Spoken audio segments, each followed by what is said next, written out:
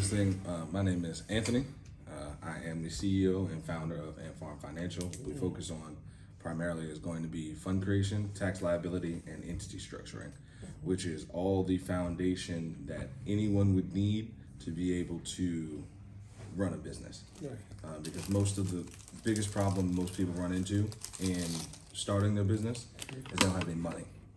And this solves every single one of your money problems. My primary focus when it comes to fund creation is being able to flip cash to credit, credit to cash, and then how you can finance your own bank. Basically, how you can use a whole life insurance policy or an IUL to be able to put money into that particular policy and then borrow off of that policy for whatever your cash surrender value is. We'll skip past that. I'm sure y'all know what financial literacy is. Another thing that I like to focus on is million dollar mindsets to build $1 billion business. If you don't think like a millionaire, it's not gonna happen. I've seen people that have plenty of money and are still broke. And the reason is because their mindset. A lot of what we have been taught, we have to unlearn. Honestly, financially, we have to unlearn just as much as we learn, because there were a lot of things that people told us that aren't necessarily facts.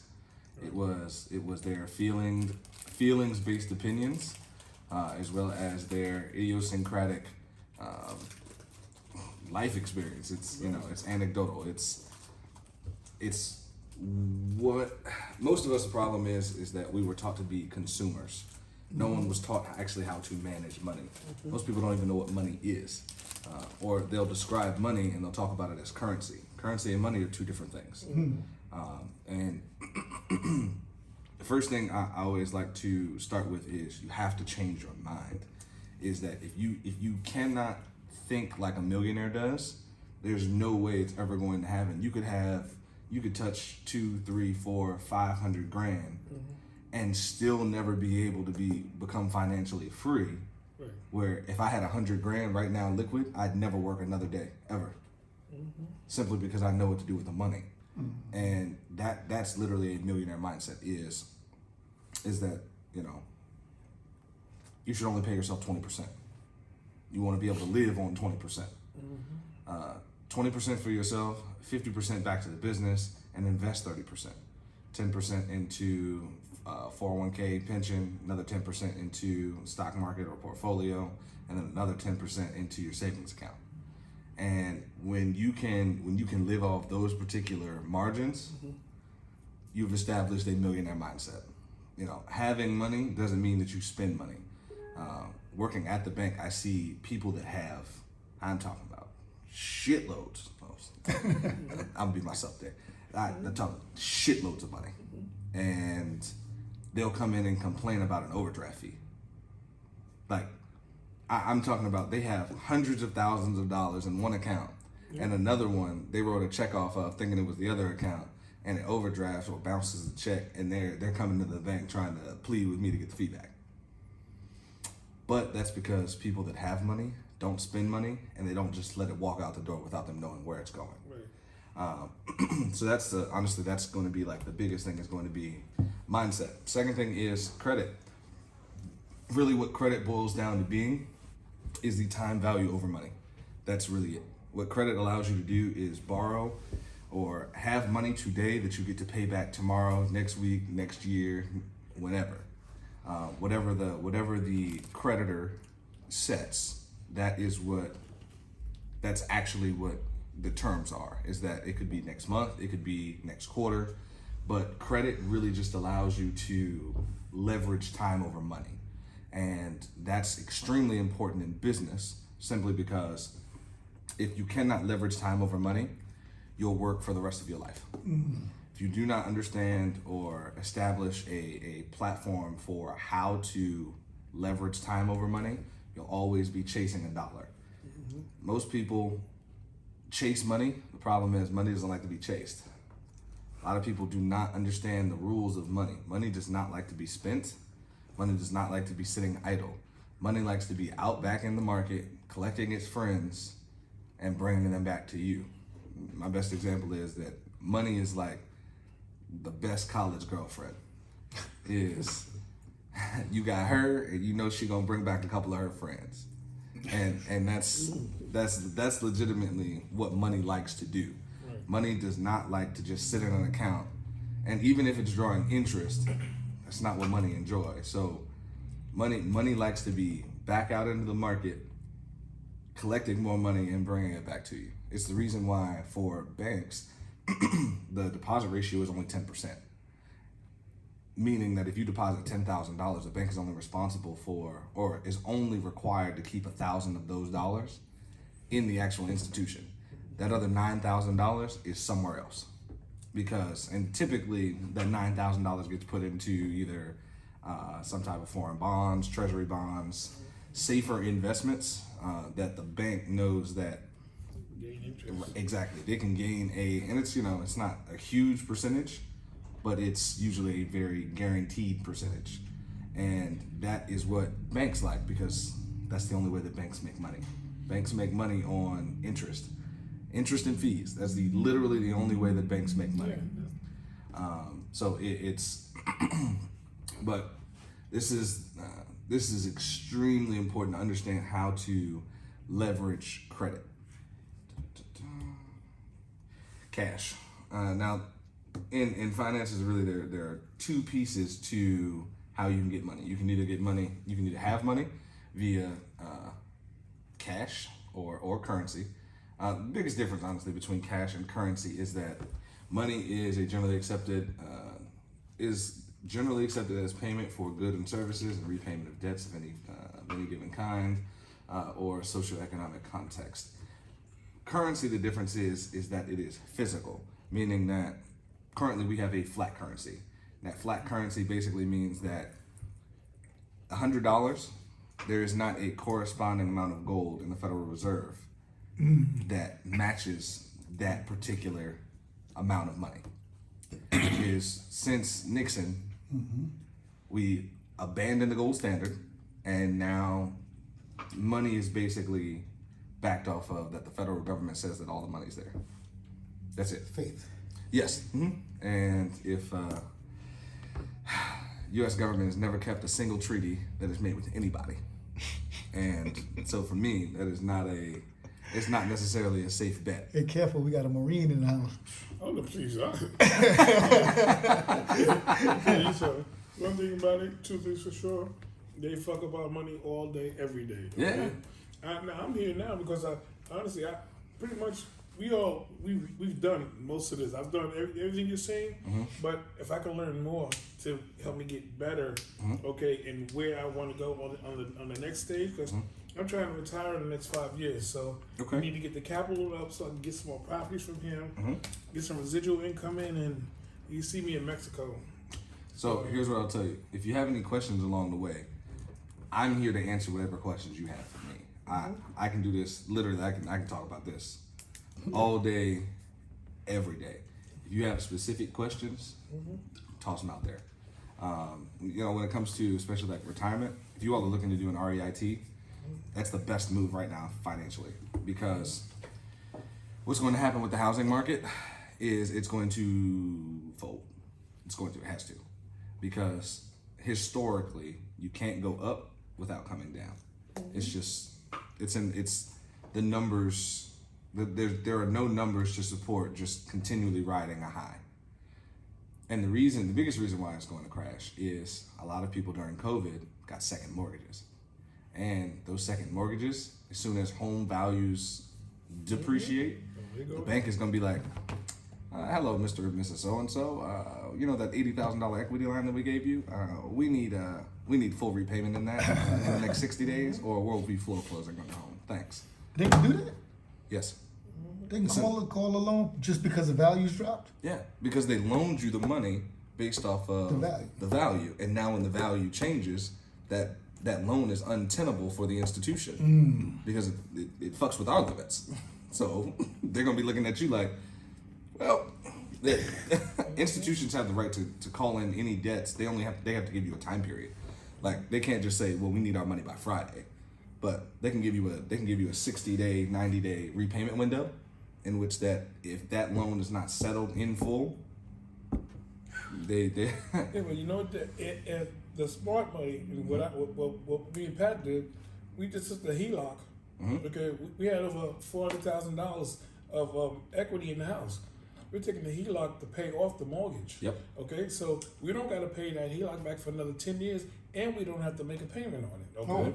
so all the rental income that we got coming in, and plus whatever money she had coming in because she's retired now, will stay in her pocket. In 10 years, we will go ahead and we will sell that house. And look, they can. We even when we sell it and they get their money, we'll still have still have 200,000 money, or so in there. But right now we can't spend on what we gonna do? Refinance? Get a Yeah. second one? None of that makes any kind of sense. No. Get the HELOC, pay it off. pay your mortgage off. And see, that's the thing. It's you won't have that problem because you only have one lien on the property. Most people, when they get an equity line, you have first lien and a junior lien. Right. Because people just don't know that and I learned this recently. So now we're going back into the fold, and that's exactly how we're going to set the whole thing up because she's retired. Right. I said, you got almost $1 million. Your property's worth $1 million. We bought it at $280,000. Right. So 10 years ago in New York. So now it's over almost $1 million and change. Yeah. And we owe 3 and change on it. Let's go ahead and get the HELOC paid, and that's it. Done deal. We'll take out money, whatever we want to When do. you need it. Other Yeah. put it into another house, do something else, and all her money that she pays for the mortgage stays in her pocket, and all the rental income that comes in stays in her pocket. Exactly. And it's it's all about knowing how to maneuver in certain financial situations. Yep. And that is where financial literacy really comes in, is that most people just don't know what to do. Right. Is that the only relationship that they have with money is either debt or consumeristic. It's either I'm buying something or I owe somebody. Right. Most people do not know. Like if you have $100,000 liquid, most people would not know what to do to how to make $10,000 a month off of that money. Like, and it's easy. It's very, very easy. I'm doing some day trading for about 45 minutes a day. Yeah, it's like seriously. Yeah, make about two Exactly. $2,000. All you need is and- $2,000 a day. Yep. $2,000 a day is $480,000 a year. And the only thing that you have to do, that's actually what I'm about to start doing. Right. And your margins, like if you have a $500,000 book, only thing $2,000 is a quarter. Right, exactly. It's a quarter of a percent. So the only thing that you have to do is to have, and I only trade the top 12. Only thing you have to do is have one go up 1%, cash out, done for the day. That's it. But if you put stop losses in there, Yeah, then you're fine. And Yeah. then if you say, hey, look, I'm setting a goal that every day I want to make 400. As soon as you hit that 400, boom, I'm you out. done. You out of there. So there's no question about it. You get $100,000 account, you make 2% on your 100,000. Okay, you ain't getting the raise that is gonna take you there. No. So every week, and you just making that money. So that's why I want to transition. And once we figure out the get more lines of credit to be able to do the other projects. Okay, so then I'm not maxing out my credit cards all the time Question. in purchasing stuff. How many LLCs do you have? I have 3, Not enough. How many business credit cards do you have? 6. Not enough. Oh no question. There's no question. What's your FICO like? Right now, I just took a 72-point hit because I'm yeah. over that 32%. Yep. So I'm right at about, I think 670 something right Okay. now, and I could be a lot. I mean, I could be almost close to 800 All right, if so- I'm not taking those hits. We're gonna skip to this one. What's yours, if you don't mind me asking? What exactly? FICO, credit, Credit score is 658. Last Okay. I checked. okay, and credit cards, I have one small Okay. one. LLCs. I have one. Okay, so we're gonna jump ahead and then we're gonna come back to this one. So this is how you really make money.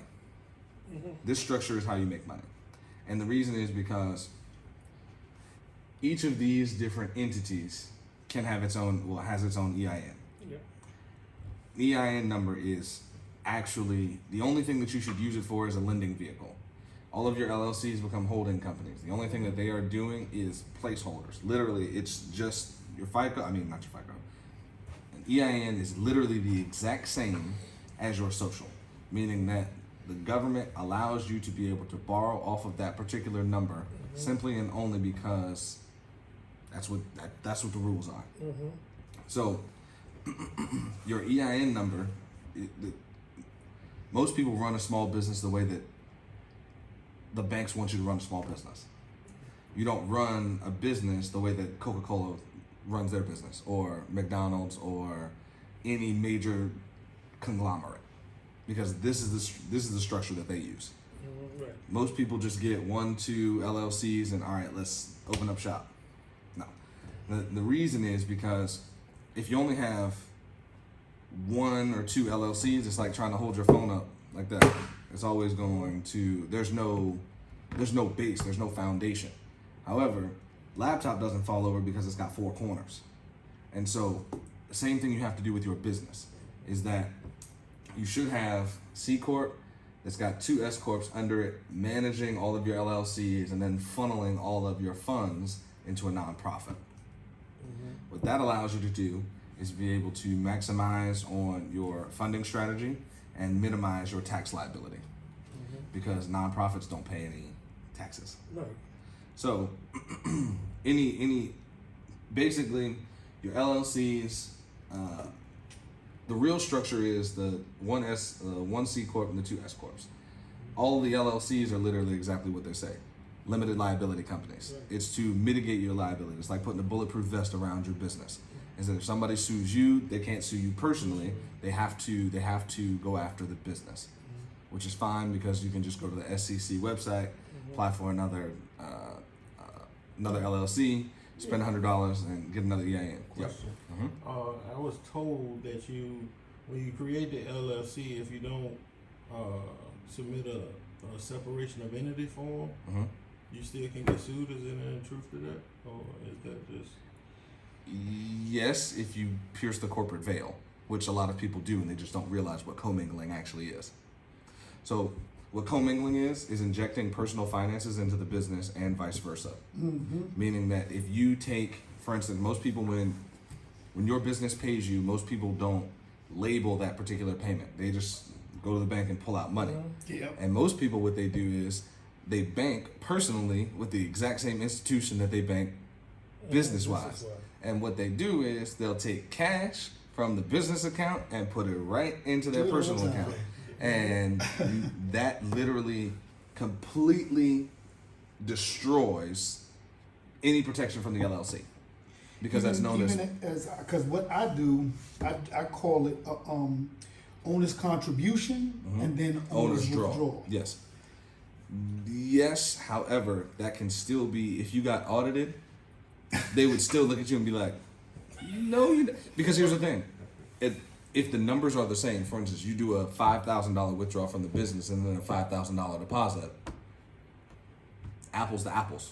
Well, see, I set it up differently where I would do a direct deposit from the management company. Yes. Okay, so that I'm showing a paper trail as far as if I'm get a 1099 to myself, it's showing that every month, okay, this amount of money is coming out, go from Bayside Properties for payroll, management fee to Bobby McIntosh, and it's going into a separate bank.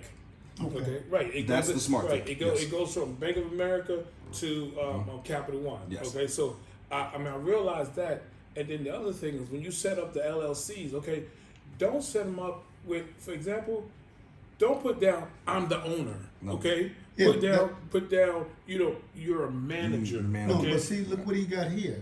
The S Corp is actually starting the LLC. No, but what it is when you go to fill the paper up down there, okay, they're gonna want to know who's an officer, who's this. People have a tendency to, just because they want to see their name in paper, say, "Oh yeah, this is Johnson Cleaning Service. I'm the owner / manager." Oh, you just screwed yourself. Yeah, right. You just shot yourself in the foot. Right, exactly. Yeah. The same way people will take their name and say, "Oh, Bobby McIntosh Cleaner LLC." You just literally attach yourself to it because you put your whole government name into it. Okay, just because you want to say, "Hey, I got my own business in my own name." Absolutely not. So what you're doing is the best way to do it. It's the more correct way to do it. However, the best way to do it is to never take a salary. That's true. Own nothing, control everything. All of your funds personally should go into a separate nonprofit account, simply so that you can not pay taxes on any of the money at all. So the only problem with that is this: Hmm? nonprofits, especially when it comes to real estate, you're only allowed to make a certain percentage on each deal. So, for am I correct by saying that if you sell a house, But the nonprofit is not the one doing the business. The LLC that is conducting the business gives all the money away. okay, so you're saying that if my LLC just made $300,000 on a sale, I'm now going to make it a contribution to my Nonprofit. Not your nonprofit, just a nonprofit. well, a nonprofit, right? That you make yeah. Yeah, but so how? Well, when they look into that nonprofit and see that I'm the controlling. But you shouldn't be. Okay. See, and this is why anonymity is important. Because if you have an S corp that's managing that nonprofit, the only thing they're going to look and see is that S corp manages and owns that particular nonprofit. They're not going to look back, because they can't legally, to see who owns the S corp if they're looking into the nonprofit. So legally, the only thing they can look at is say that that particular corporation owns this nonprofit. Okay. What's the means of getting that out of that? Like, how do you get How do you get how, the do, money? how do I pay my bills? I just made $300,000. Okay. I done funneled it to this nonprofit. What is the The method of me getting that money? from the nonprofit. So the easiest thing, honestly, from that nonprofit, just have a credit card. Okay. And then mortgage payments, gas, food, You do it swipe, with that card. swipe, and then at the end of the month, make the credit card payment and pay it in full every month. Right. But still, there's profit there. Well, somebody, the Uncle Fingers is going to be looking at some profit that's coming from. Nonprofits don't pay taxes. Okay, so. So they got a donation. Yep. The nonprofit got a donation. What I'm trying to say is, how am I not going to get in trouble using this credit card for my stuff? Because your name is on the card. Or the business name, nonprofit's name is on the card. Okay. Here's the thing, that's why you just don't have anything in your name. If your home is owned by an LLC, the financier doesn't care who's making the payment. And the government doesn't either.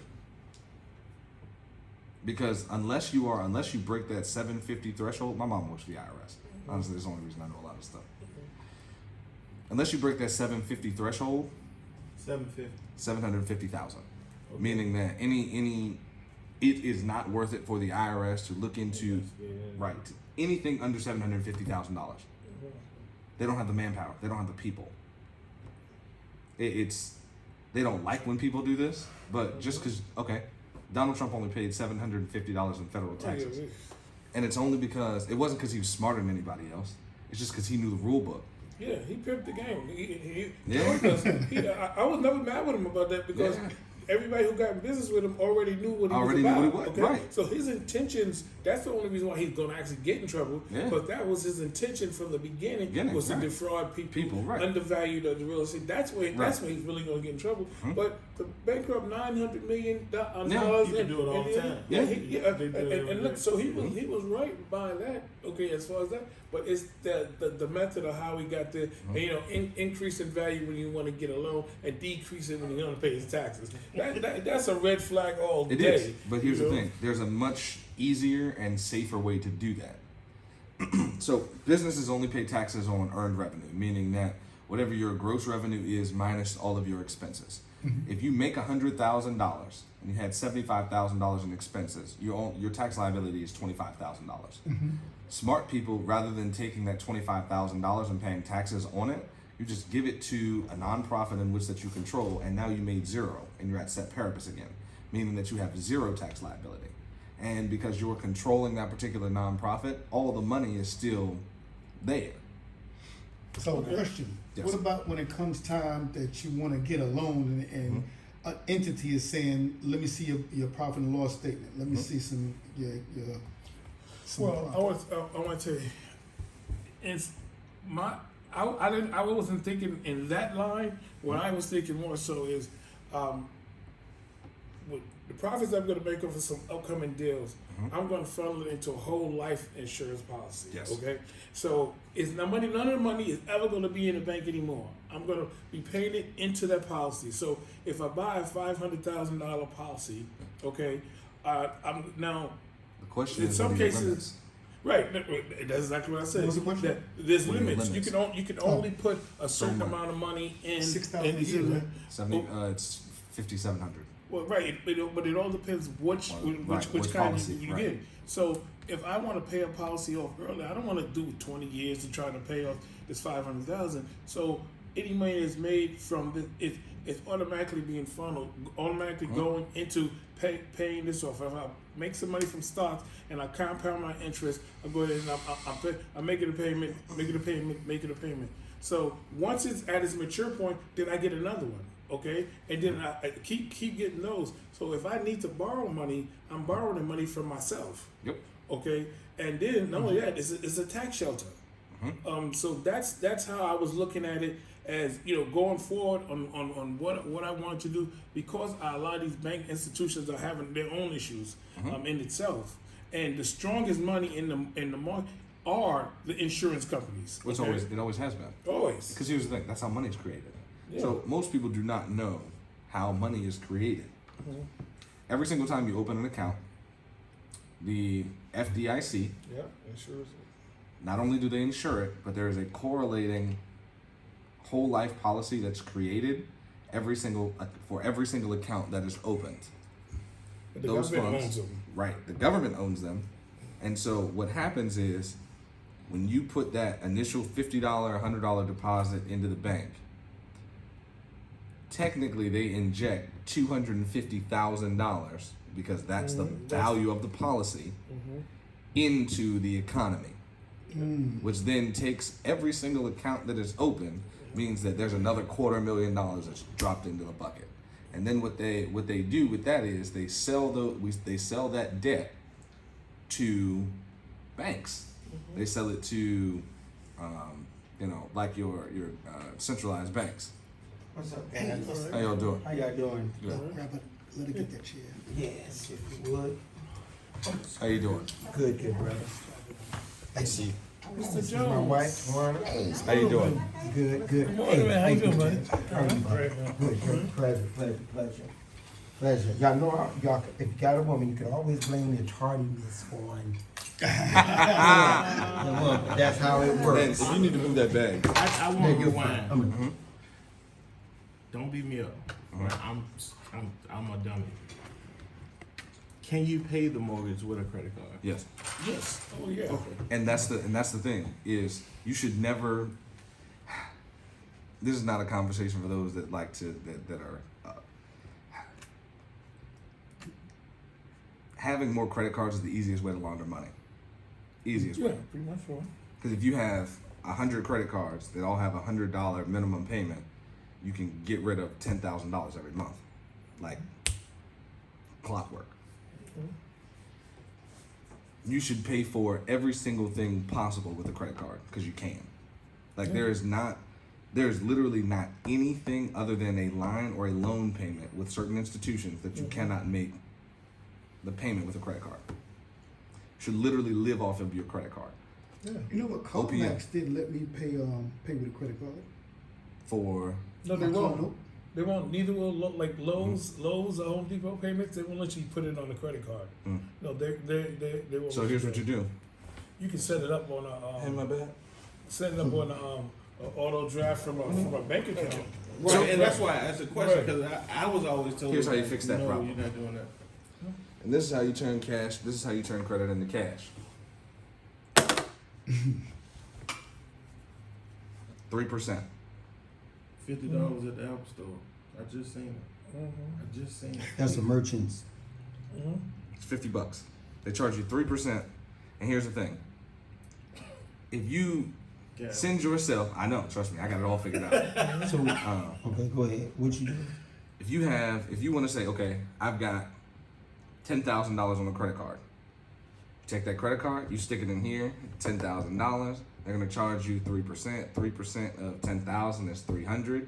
So now, what's going to be deposited into your bank account that you can then go to the actual institution and pick up cash? It's gonna be 9,700. And then do whatever you like. Yeah, but the best part of how my wife has one credit card that she uses that she started using 3 years ago, and it got $25,000 limit on it. She pays every bill, every electric bill, she buys groceries, and she uses that one card. Okay, a couple of years ago, at the end of the year, we got $10,000 back in rewards. Yeah. Okay, from all the bills and all. Instead of going to Lowe's and Home Depot and using their cards, Yep. okay, hey, we went and put it on the card and then paid it back, and they kept reusing it. Okay, so if I spend $150,000 on materials, instead of them giving me back a $300 gift card saying, hey, thanks for doing good business with us. You put it on your card, you got a certain limit, you pay it back, you get it back, so you're able to get that $10,000 or $15,000 off of that, okay, off of your rewards, and you can buy something else, you can do whatever you want to do with that money, and I think that's the What's the best card to offer that reward? well, American Express or? well, American Express is great. The Chase Inc. Yep. for business. The what Bank of America has on matter of fact, most of the Major business major banks, the business cards, they have that. Okay, and you get, and it's no. Bank of America's kind of, the reason I don't like them sometimes because you got to switch back between items. You know, sometimes like if you want to get the gas credit, you got to switch certain things and do that. But like when you got the Spark card, from Capital One, the American Express one. There's a few other ones, and you get good rewards back from them off of everything. It doesn't make a difference what you spend. You can get 1.5 to 3% on some of these, depending on what the items are. Okay, but it adds up when you got to pay everything in your life, electric bills and everything else, phone bills, you name it. So that's a question I normally, my apologies, these are credit cards, these are individual. So actually, these would be Funding different accounts. accounts. So structuring basically is the easiest way to take. And my apologies for taking you guys back. No. I don't wanna- We actually hadn't even gone over this yet. Oh, okay. So okay. I was jumping around. Gotcha, okay. So turning credit into cash literally will change your life. To be able to have, because here's the thing, you can have as many LLCs as you want, and correlating EIN numbers, meaning that you can have as many business credit cards as you want. Business credit cards typically start about 10,000, and if you have, let's say, if you've got 10, that means you got $100,000 in operating capital. If you divide that up, because you don't want to go over that 30%, because then they slap you on the wrist.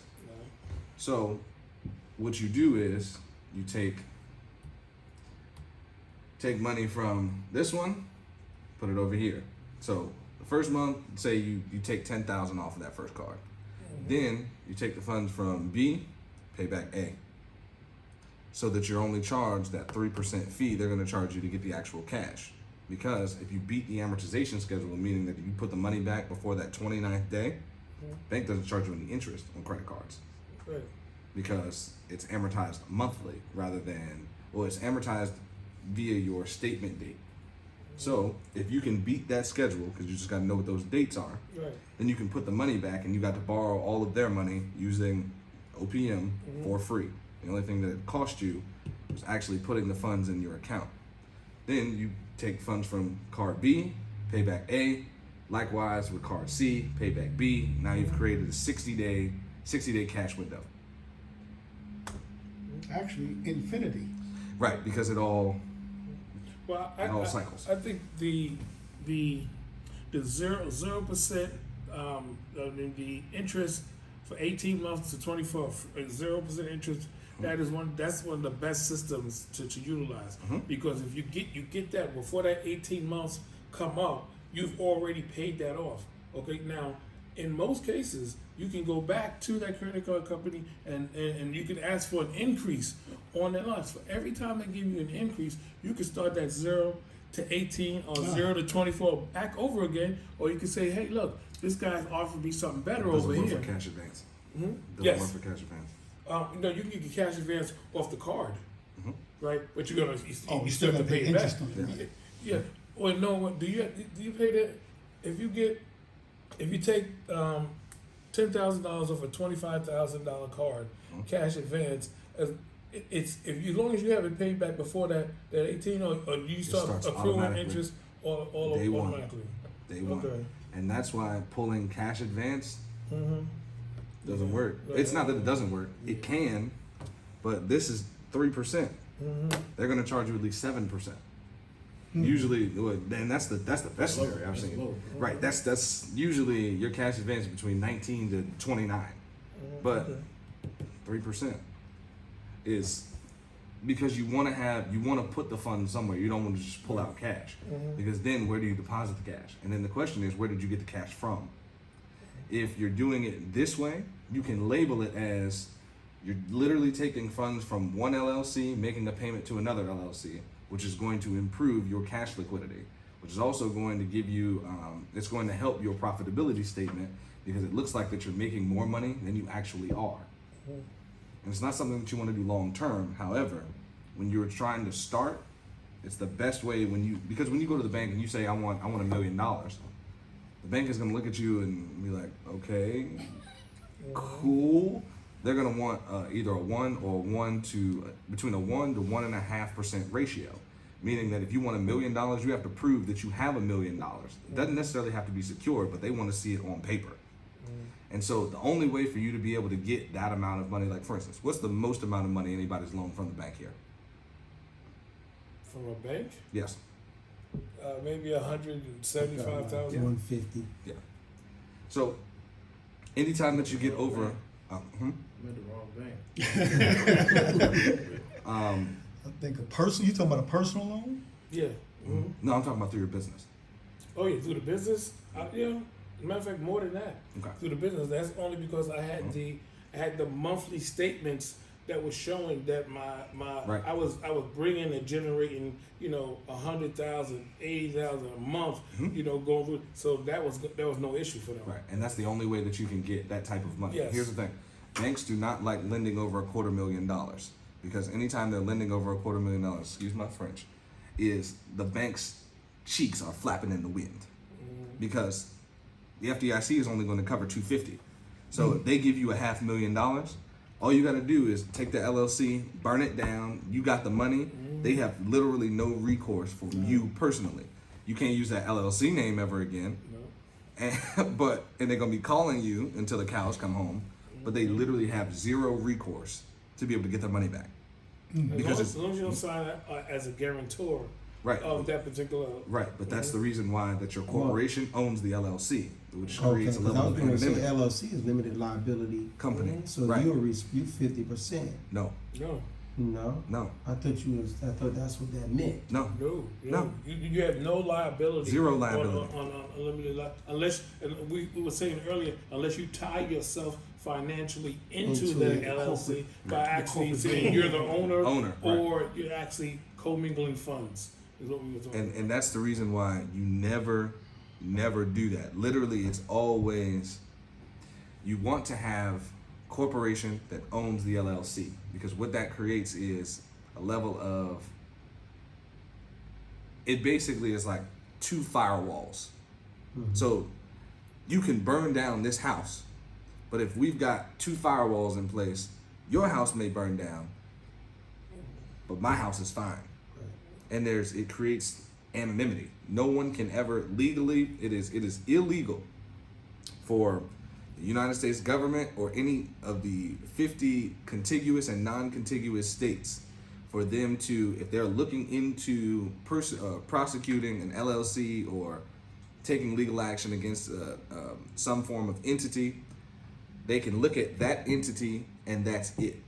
They can see who owns that entity, but unless they have viable evidence in which that corporation or the the company that owns that particular LLC has done anything wrong, they can't look into who owns it. So then it's basically like that your LLC is owned by a corporation, even though that you're pulling all the strings, which is the best thing for business because shit happens. And sometimes When you signing then corporate docs or documents, contracts, whatever they may be, under a corporation, you're signing your name. Are you just member manager or Managing member. managing member. Yep. That's how you're tying yourself to the business, Right. to the company though. Right. No, But you're not the owner. Not right. You're the manager. You're the manager. Right. There's a difference. But when the people It's call up from the bank and they say, they will tell you, hey, you're not responsible for this debt. Yeah, Okay, they so have to. if they call you up and say, hey, is this Bobby McIntosh or this Bank of America? We're calling in regards to this. I say, okay, yeah, I pay the bills, but they say, look, let me tell you, disclosure, you are not responsible for this debt because it's the LLC, the business itself, not me per se. And they literally say that to you on the phone. So Anthony, where are we going to merchant service that to? Whatever bank account you have a business LLC for. And the only thing that you want to do is make sure that you label your payments correctly. You label your payments correctly as the owner, manager, it is exactly what you say that it is. You saying that when it comes to you, Yes. forgive me, I'm No, a slow no. one. Y'all saying label, I heard y'all say label it. What, is this something that we doing when we go to the teller? and- No. So Or we talking in the record books? That we and on the right on QuickBooks or for instance like this one has an app. You can literally whenever I go to okay, I go to put in $1 and I can charge somebody a penny. It allows you to type in whatever that you like. So it can Gotcha. so you can do So you're saying label is managing member, right. So never okay. owner. Exactly. Yes. Okay. Okay. So you can create new item, and then you list it as create item, and then it allows you to put whatever name you want Okay. on that particular payment. In this instance, you gonna say, It depends. It depends on what you're doing it for. For instance, I always say that I'm like Donald Trump. It's all consulting because that's always a what mine write-off. is. That's exactly what mine is. Right. It's always consulting. It's consultative services. And if you always label it as consultative services, What are we talking about? right. Yeah. Exactly. So what you, okay, so now you got me. No, because remember I was talking about income. So you're not saying, my mind is as a consumer, when I go to buy something, they're going to say, okay, let me see your credit. Okay, let me see your income. You don't have pay stubs, you got profit and loss Loss statements. statements. So I'm thinking I'm showing profit and loss statements, but actuality, I'm showing the income and the outgo of my the bank business. statement, Right. not my profit and loss. Right. So they're not looking at profit and loss? No. What they're looking at is how many checks you deposit, how much money you put in, how much money went out. That's it. So that when like what I was saying when I was waiting to get money from them, they looked at that. They said, okay, what's the average? And what you're bringing in on the average every single month before they were able to say, hey, okay, we can give you this because this is what you've been doing for the last year or 6 months. And that's Okay? reflected on your bank statement. And it's- not, yeah. not And what it's you also put in manipulable. a spreadsheet. Yes. Right. And Not the your profit thing and is, loss. it's also manipulable. How you can do that? More entities you have, the easier it is to manipulate your profit and loss statement as well as your business income.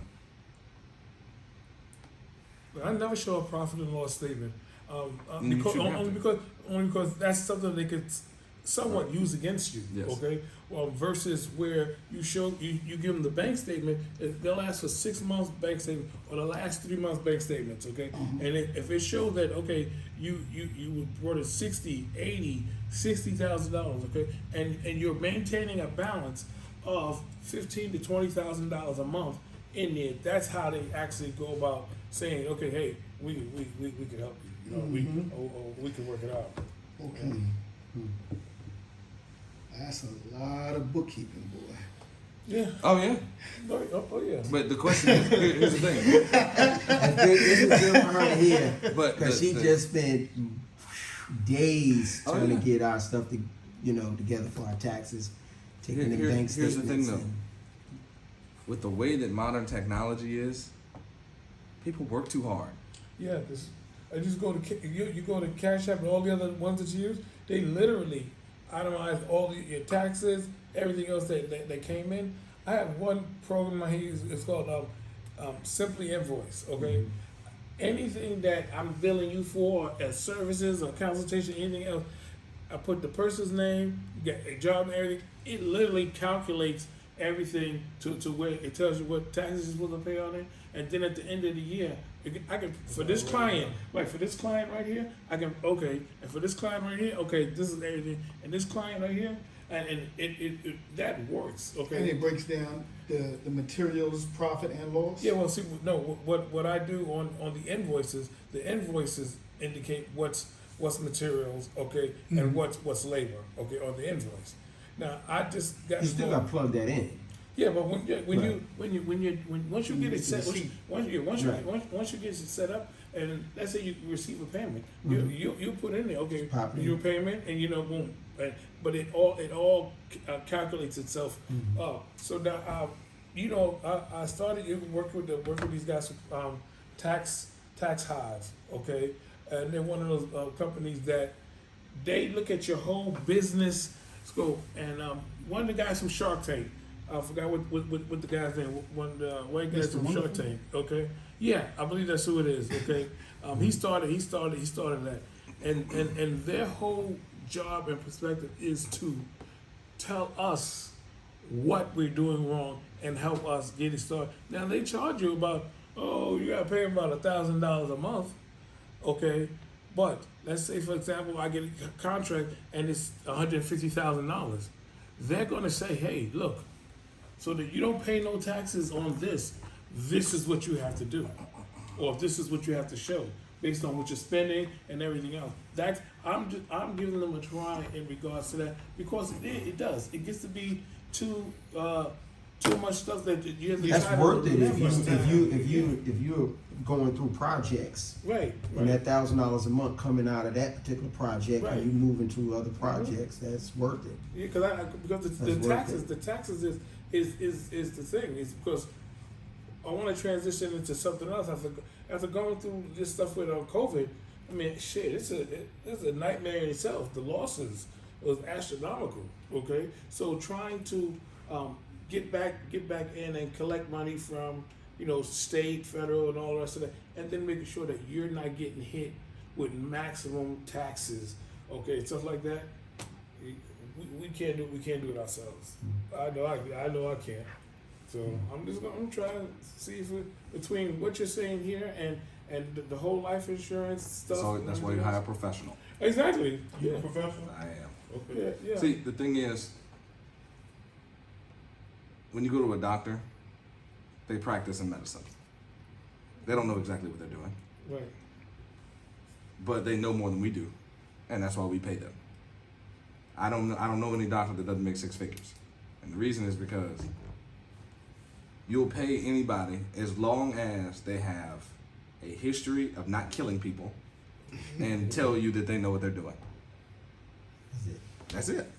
And the thing is that, back to what I said earlier, is that it's all about your mindset. Is that all of us were just taught to be consumers, and that was it.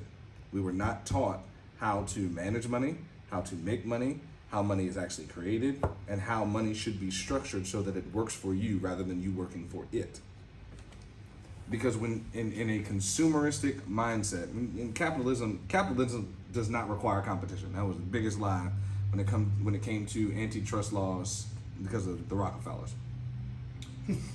Competition is not a catalyst in capitalism. Consumerism is. Because if people aren't buying, capitalism is halted. If there's no competition, for instance, Amazon has no competition. Apple really has no competition. Capitalism isn't stifled by that. It's stifled when people stop buying things. Because capitalism has one job and one job only. Keep money moving.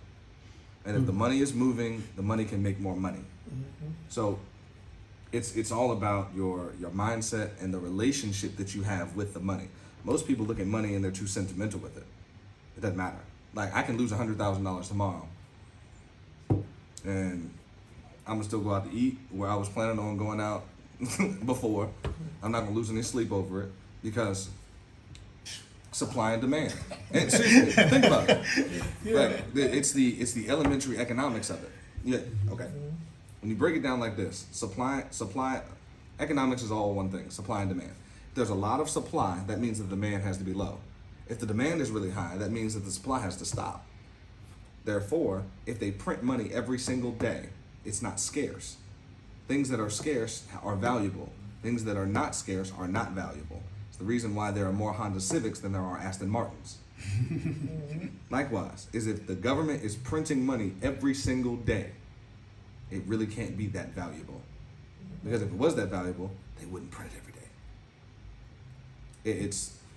You have to untie, and that's the thing, is that capitalism is the greatest financial tool that has ever existed in the face of the planet. Problem is that we weren't taught all the rules to capitalism. When you have an agrarian society, hunter-gatherer society, all of the hierarchical needs are met by the individual for the individual. But with capitalism, we don't grow our own food. My grandfather had an acre wide farm. Every vegetable that you could think of was down in there. My grandmother to this day hates going to the grocery store simply because she never had to. However, now it's not you grow your own food, pick your own food, and then you eat it. It's I gotta go make money to go to the grocery store so that I can supply food for myself. So it in a sense, we say, oh well, it's made society easier. It hasn't. It's put a middleman in between you and your physiological needs, in which that you have to work a certain percentage to make sure that you can make enough money so that you could then go to the store to buy the food that you need to support your family. We weren't taught this system because as African Americans, that's not a system that we've ever been involved in. We have always operated under one word only, in the Swahili. It's called Ubuntu. It means that I am because we are. We have always had a sense of community. When it comes to them, Say that word again. Ubuntu. Ubuntu. And they have the philosophy of get all you can all you get, sit on the lid and poison the rest. It's The rich get richer and the poor get poorer. right. Is that it's when you think about it numerically, it should be impossible that the 1% control 99% of the wealth. The only way that that's even possible is if it was planned. And since it was planned, that means that somebody knows something that we don't know. Always.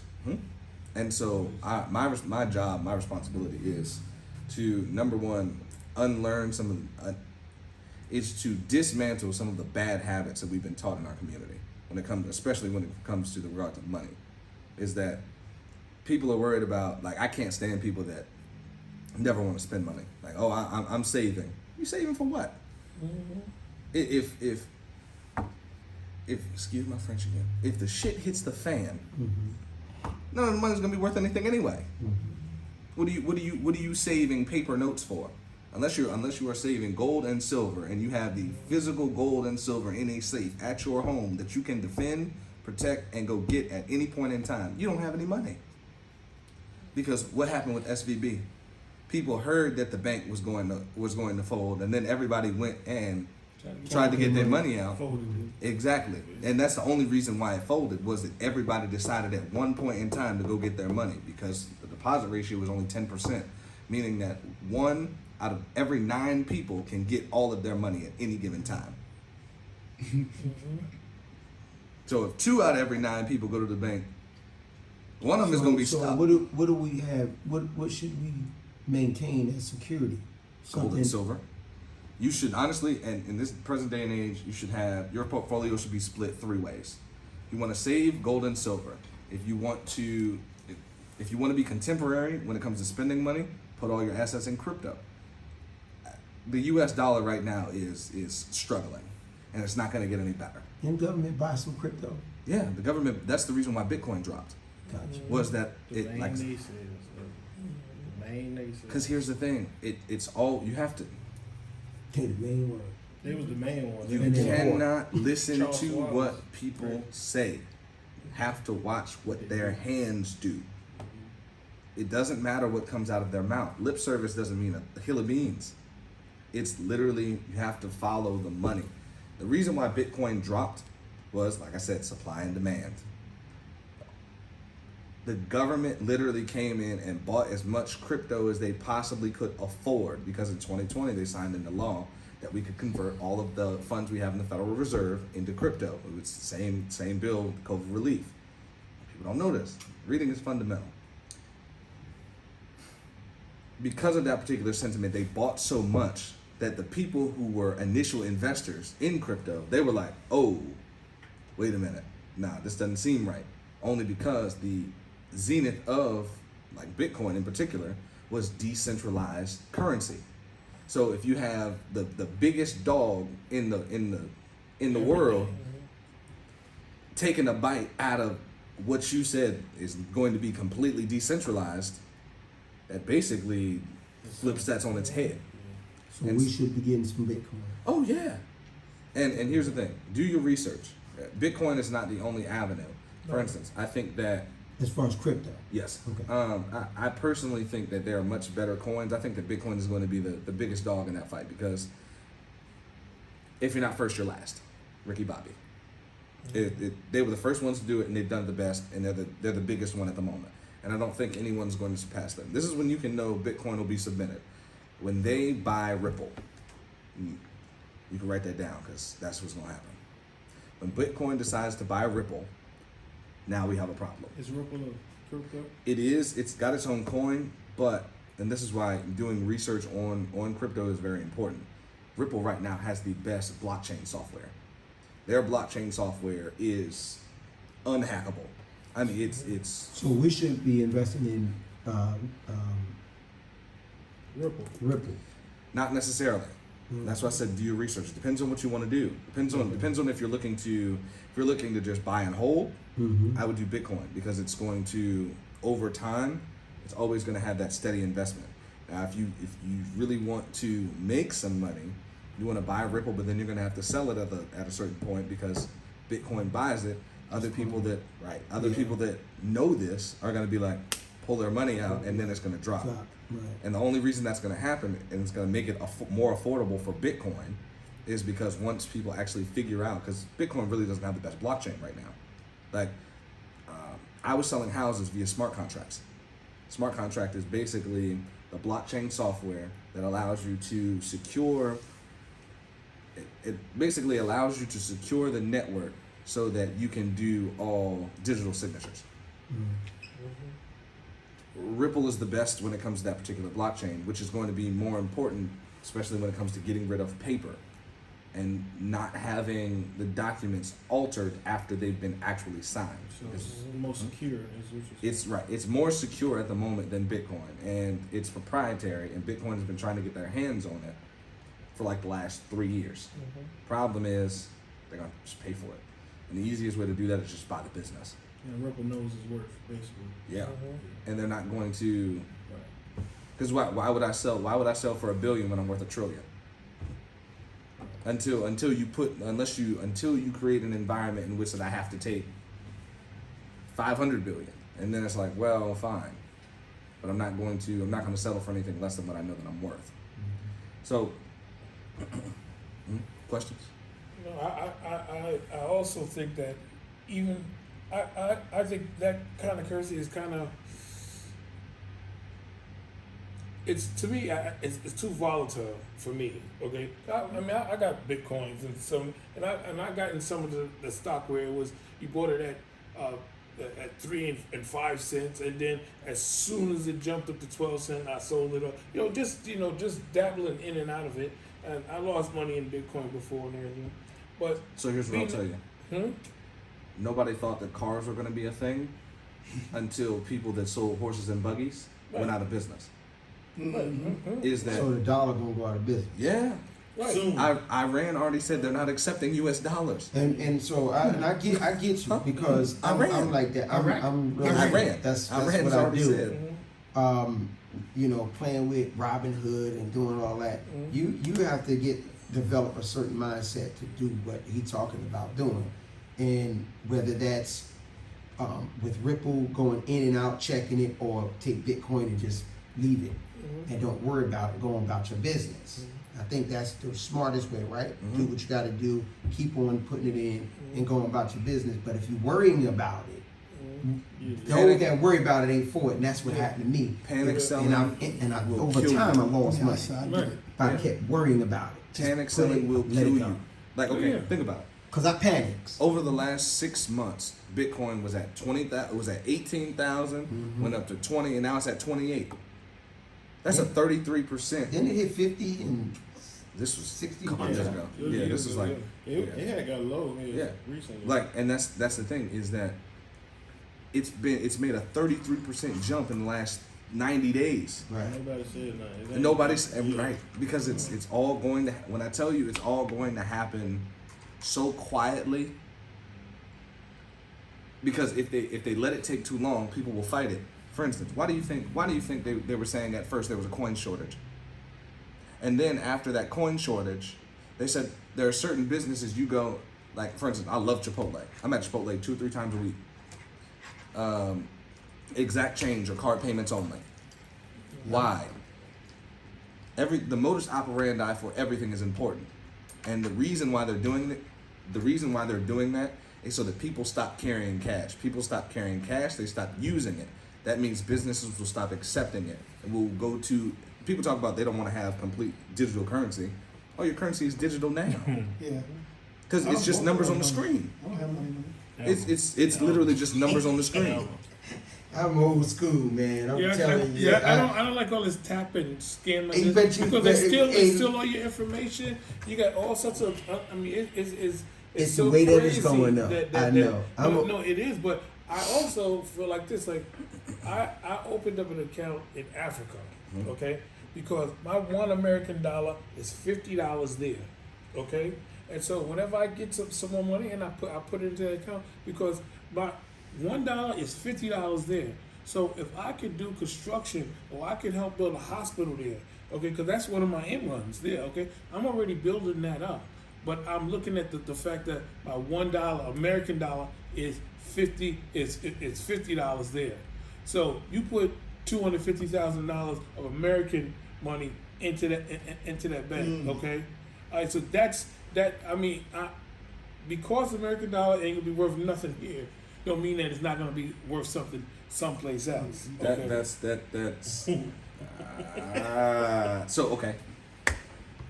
Same This rate of return. this is global now. Yes. Yeah. See, so It you manifests got to in see what And it is. the thing is, it ain't individual Yeah. the anymore. dollar. It's everything global. So The dollar has been the reserve currency for the world since World War II.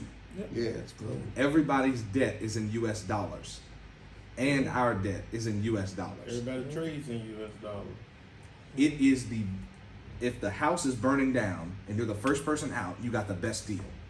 Lehman Brothers proved it. Is that if we all got to jump off the cliff eventually, I'm going to be the first one to go. Yeah, because the last one. The last one, You'll be you, stuck. you You might be stuck. good luck. Yeah. The problem is, okay, with that same mindset, you can go to, I used to travel internationally for business. When I went to Vietnam, I can get $1 million dong for $10. That's their currency. I'm a millionaire in Vietnam with $10 US. You know how much a hot dog was though? Right. Right. Exactly. $500,000. That's what I was Exactly. $500,000. Yeah. And that was the point I was going to Yeah, make right. is that even though it was worth 200, Right. 200 or whatever, or The $50, rate of shit, a return. gas man is $15 a gallon. Well, but You know. now there are some, but the average rate for a 2-bedroom apartment is $400. Okay, There? yeah, Where's there? No, in Africa. Okay, What In country? Certain place. Not Ghana. There's certain places that you can't go to. I think it's Gabriel. It's Gambia. Gambia, okay. Okay, and you can, and just like, okay, if you got a family, $1,200, you live good with your family. Okay, I understand what you're saying, that if in certain places you can't. I mean, if you're gonna go to perfect example here, you go to Hawaii. Okay, oh no, you go to Alaska. Okay, an ice cream cone in Alaska is $15. Okay, why? Okay. Ain't no cows up Yeah. You know, also right. So it's all sorts of things like that, demand. and the same thing in Hawaii. Okay, everything is extremely Because everything has to expensive. be imported. Okay, right, exactly. Now that's why you got to think about where you go with it. I don't know. We don't know where we're gonna go with this as far as coins, digital, this and that. It just you really absolutely. I have no idea. I'm trying to figure out how do I protect my wife's interests, how we protect our interests, So other than here's making what- sure our roof is paid for. So here's what I'll tell You you. know? The only way to save money right now is gold and silver. Precious metals have been the currency of Yeah. everything for Forever. 2,000 years. Forever. Right. So Yeah. Let's say the grocery stores don't have no food no more. All hell breaking loose, right? What is this gold and silver gonna do? it'll allow you to be able to barter. And I tell my wife and my grandkids, make sure you know how to work with your hands. Mm-hmm. Right now, trades is probably another asset. Mhm. That's an asset that we must have and must teach our kids, and not just being a doctor or a lawyer, for example. Who you gonna lawyer when shit hell break loose? Yeah. Who you, And well, there's I don't no need court you. system. Yeah, Right? There's no court system. What Right. are you gonna do? I need somebody that can cultivate, that can do some things, that can build. Like watch The Walking Dead. Yeah. It's like It's a show, but it it's could get there real quick. because here's the You can thing. get there real quick. Yeah. COVID proved Pandemic, it. yeah. COVID proved it. Yeah. That's People were right. running out of toilet paper because they didn't go to the grocery store for 2 weeks, and then the grocery store couldn't get toilet paper because we only have a 2-week supply chain, which means that Ain't if that things, something? okay, think about what's happened in Ukraine. They have not had electricity for months. Like they have not had an actual power grid for months. So how do you survive? Right. They're pulling bullets out of people with flashlights. We've never experienced anything like that here. And it can happen. And it can happen, and like you said, quickly. Well, I got my survival kit.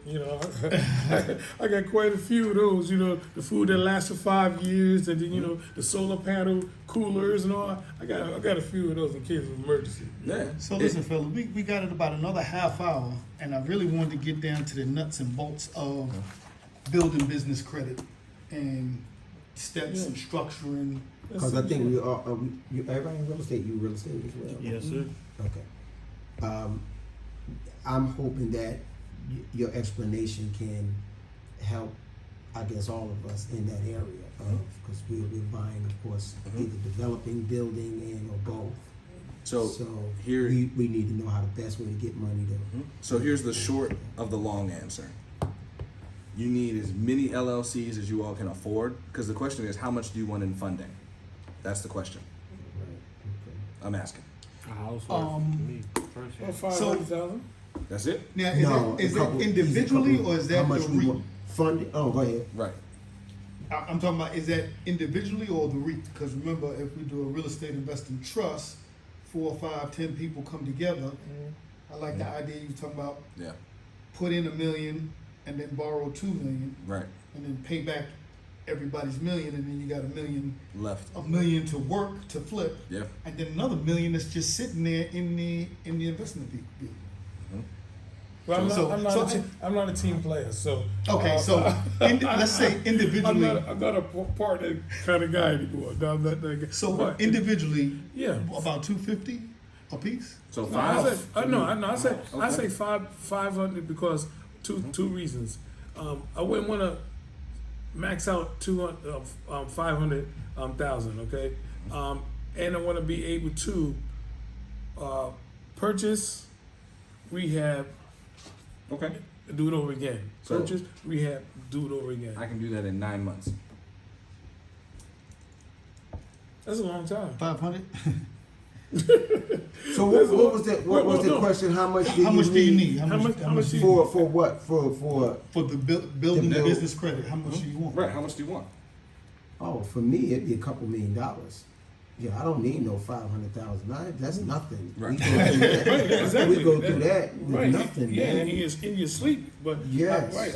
Yeah, I mean, if you're talking about building a business, which is what we want to do, we need a couple $1 million easy. Yeah. You know what I mean? And that takes about Unless you want to anything flip, over. you know, you want to do, because I know people that want to just do maybe 1 or Yeah. 2 a year, or and comfortable with that. But so it depends on what your objective is. So here's the thing: if you do it right, that's how long it takes.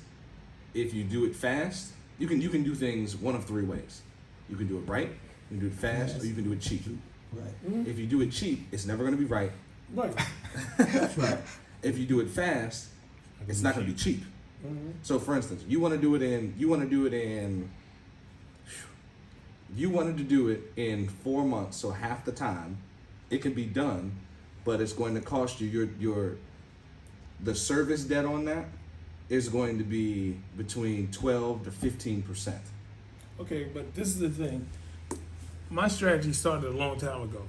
So I have 2 LLC. Well, I have 3 right now. Okay, one which I did exactly what you're saying as far as building up the lines of credit. The only reason I haven't interjected that into the other ones, which I've had bank accounts and LLCs already set up for the last 3 years. That already gives me plus my Dun and Bradstreet.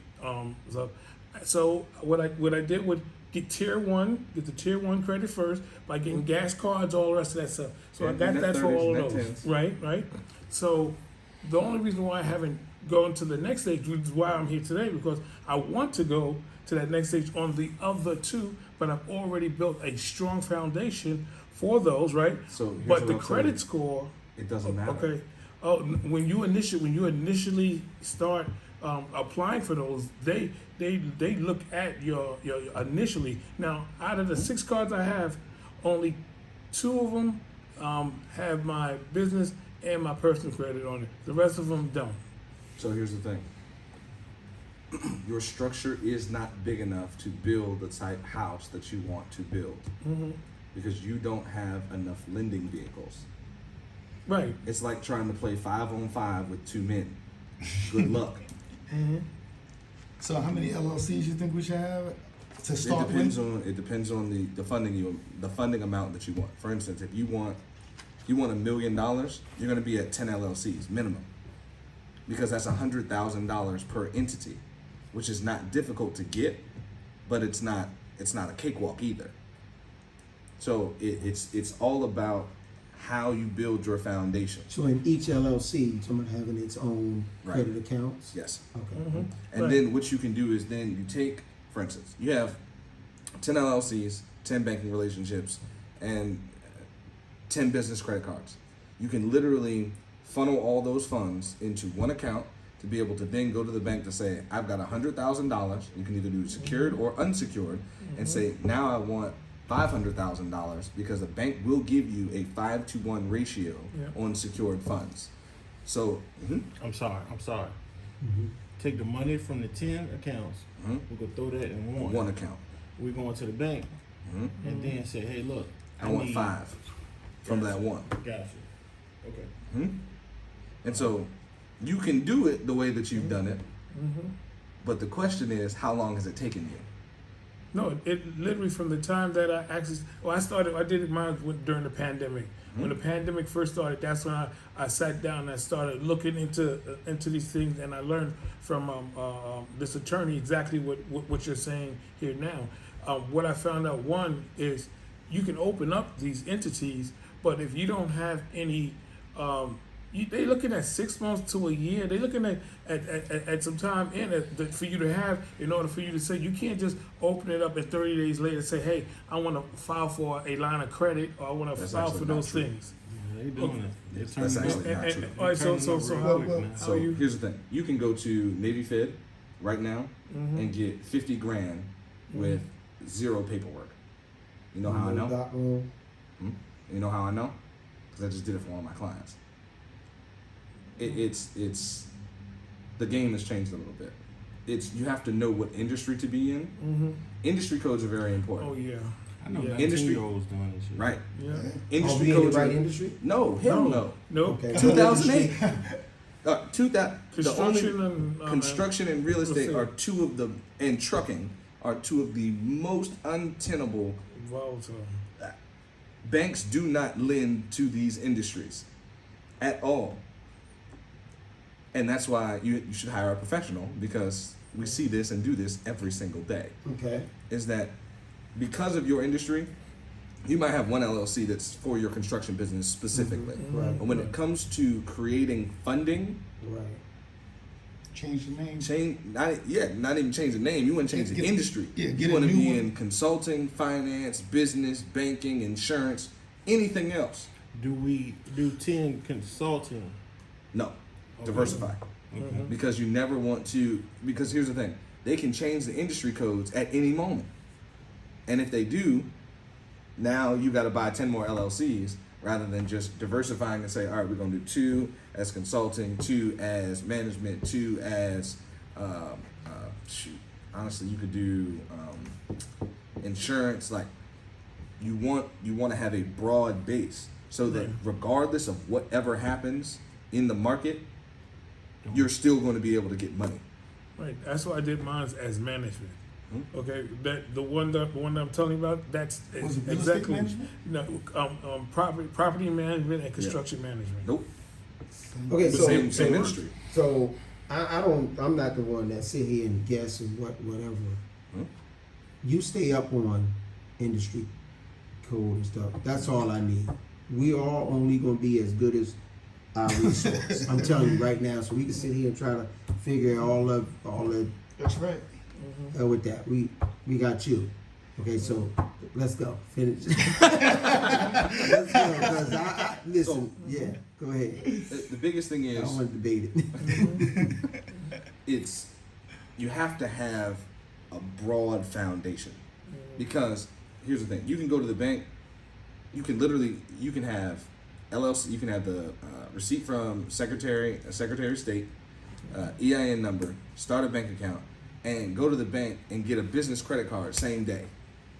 You can let that line sit for 3-4 months, start buying gas, making payments on it, and then come back at that same time 3 or 4 months later and increase it from 10,000 to 50,000. So now you've just multiplied that particular line by 5. Then you can come back another 5 to 6 months later and increase it from 50 to 100. Can you get a line of credit? Yeah, because here's the thing: you just take the funds and you put them where you need them to be. It's like fishing. If you are fishing, you have to use the correct bait to catch what you're looking to catch. The bank wants to see certain things, so you show them what they want to see, so they give you what you want. It's number one, people are too honest.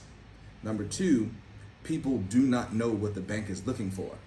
Yeah. And that's the thing, is that growing up, I deer hunted all the time. I can track a deer for 10 miles. I've been doing it since I was 12.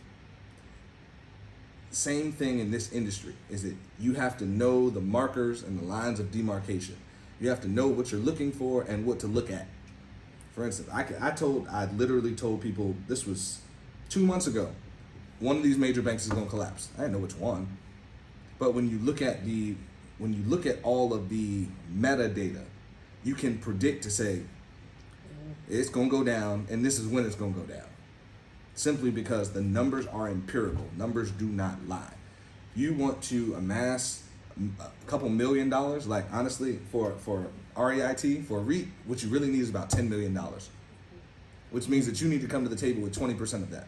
So you need to really amass about $2 million before you can say that we're going to look at outside investors. Because outside investors are never going to give you more money than what you're bringing to the table, ever. Because that's an untenable investment for them. Why would they believe in you more than you believe in yourself? Because that's foolery. That literally, that doesn't make any sense.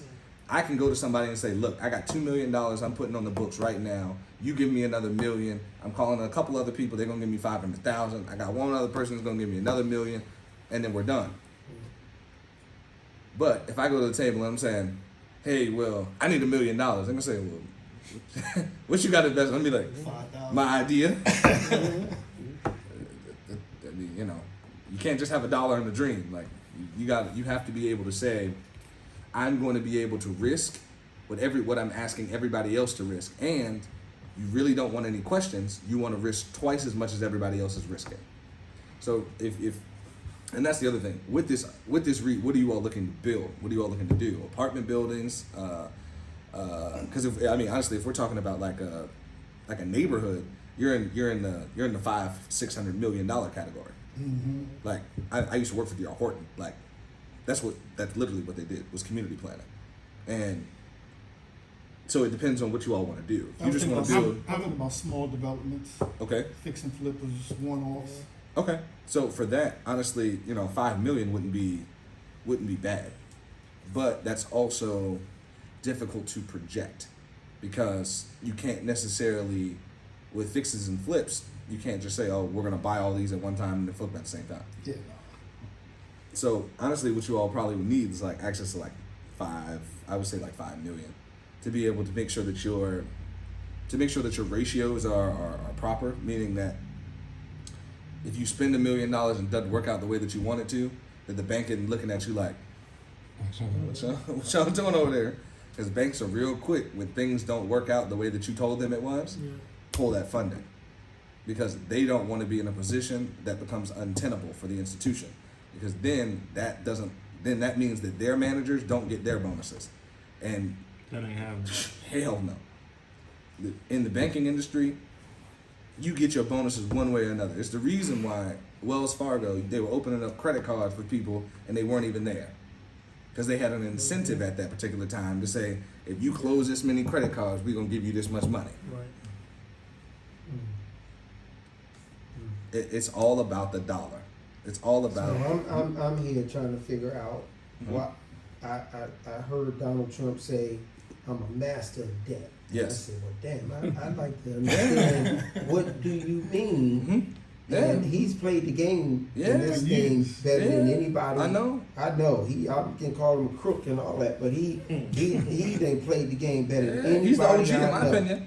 You know what I mean? He's the OG. Look, Trump Towers and Yeah. this and he had played the In game. Russia. Atlantic City. But Yeah. he said, I am a master. And he said, Yeah. and he gave away a secret, is what he did, because Mm-hmm. nobody know that. And people that don't know wanted to beat him up. See that, and he ain't paying taxes. And he said, he told Yeah. Hillary, shit, you been in this a lawmaker Yeah. for 30 years and you ain't changed the law. Why you messing with me? I'm just using I'm what you legal. wrote. I'm using what you wrote. Exactly. He wrote the law. So honestly, for that type number, and just so y'all know, just so y'all aware, I typically charge between 5 to 7% for fund creation. So if you need For fund what? creation. Fun creation. Fund creation. Okay. So honestly, if you're looking at 5 million, it's not. If you do it right, it's going to take you about a year to a year and a half. For what, the 2 million or No, to get 5. to get 5 million? Yeah. When you go out and do that, are you trying to get like crowdfunding and stuff like that? All land. Take whatever's available. Okay. And you know how to put together stuff, crowdfunding proposals and all of that stuff? Oh yeah. Okay. It's in the finance game. If you can't do it all, somebody else is already doing it. Gotcha. And if you can't do it, then you should have a friend that can. And that's where partnerships are great. Like for instance, I still freelance for Global Resources, and I have worked there in 2 years. Like they call me whenever they need somebody to go into our community. Oh, yeah. Because Token, huh? well, right. But you know what? It's okay. It's Money cool there. because when I was working there, they paid me 1%. Now they pay me 3%. So How does all right, maybe this is outside of your league. How does because he and I had a good conversation about being in partnership, and we both, Mm-hmm. you know, partners has been tough. Right. But you don't see these big Stanley Martin projects and this even down to Ryan projects, and there's not a conglomerate of Yeah. folks. No. So there's partners Right. in that. It ain't one individual No. that own these things. No. And somehow we get caught in I can't do this with this guy. And Yeah. how can we do it? Say we wanted to hook up and do something. How can we do it? A real estate investment trust. Because here's the thing, it has one name. You go as a trust, operate via different rules than everything and everyone else. Yeah. Because it's its own tax sheltering entity, which is very different than LLC, corporation. It's a beast of a different color.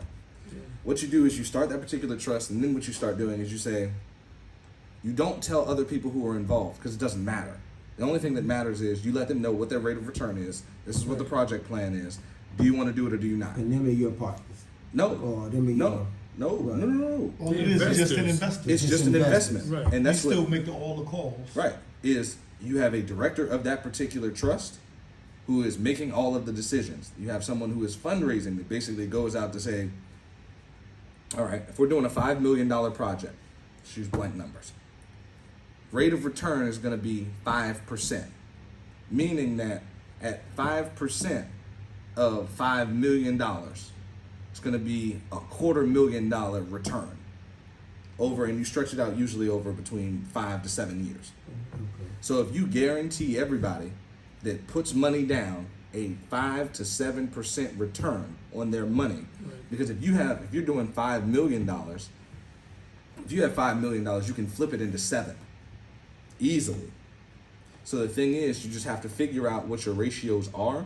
You have to figure out how much capital you need to raise, and then you have to calculate that, do a cost benefit analysis to be able to figure out how much you can afford to pay everybody with still taking care of the project, calculating your margin of error, as well as making sure that whoever is running all of it is getting all the money that they want to.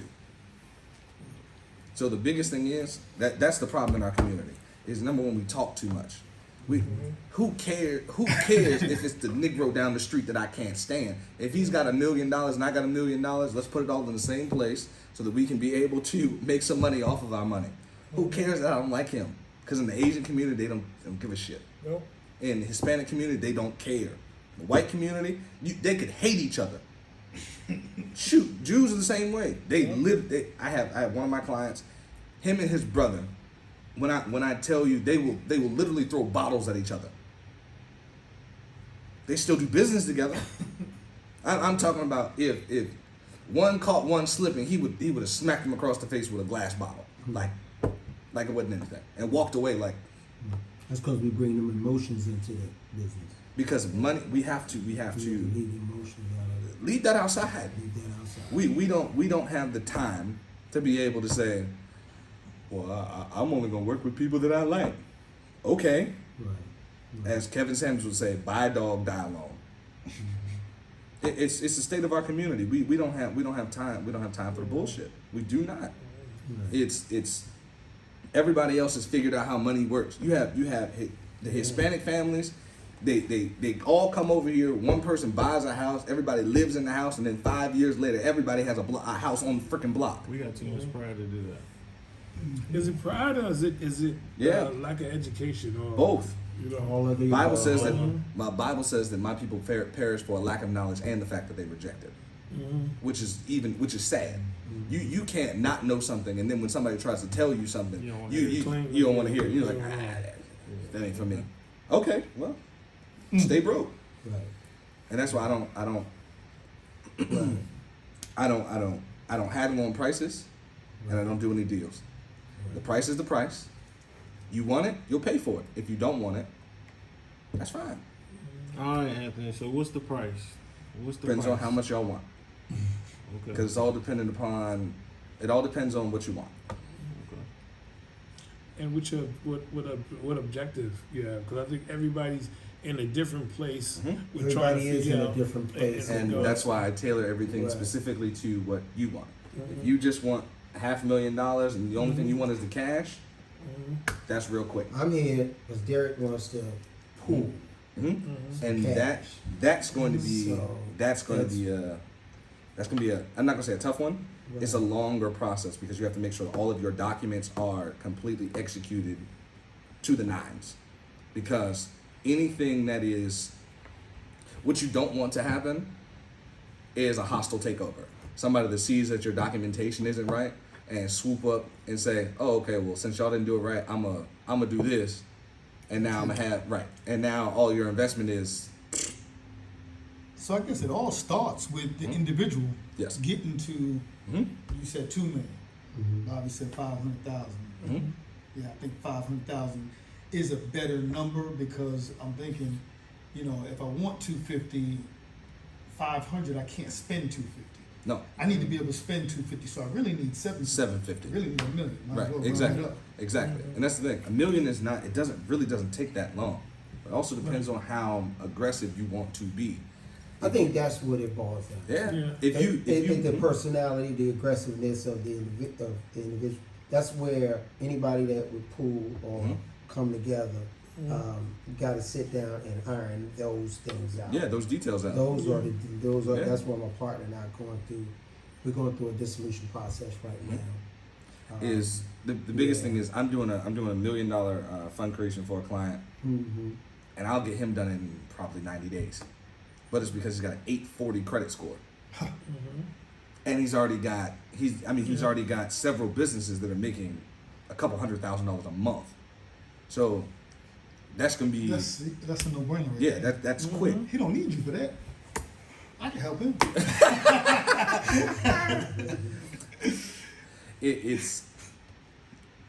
It all depends on what your appetite for risk is. For instance, if you want it done, you want $500,000 in 90 days, cool.